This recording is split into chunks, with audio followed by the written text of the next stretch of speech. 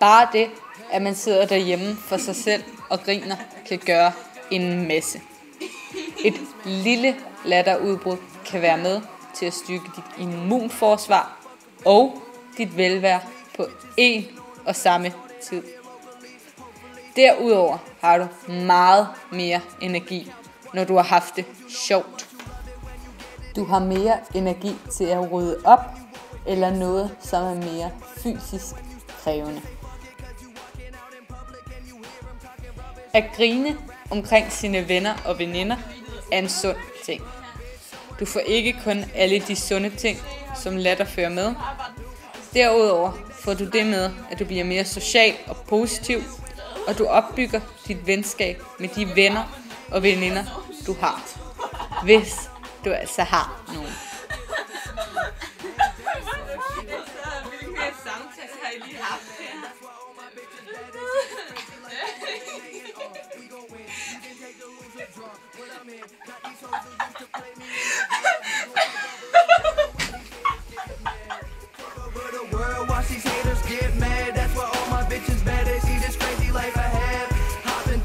Denne grød kaldes slippegrød.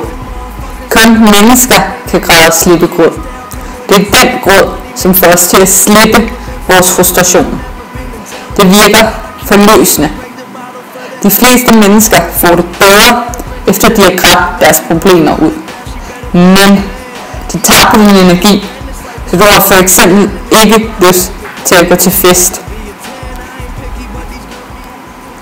Babyen græder kælegrød. Det er den grød, som vi mennesker har til fælles med dyr. Normalt får man det enten værre eller føler sig upåvirket efter kældegrød. Babyen får det altså ikke bedre af at græde.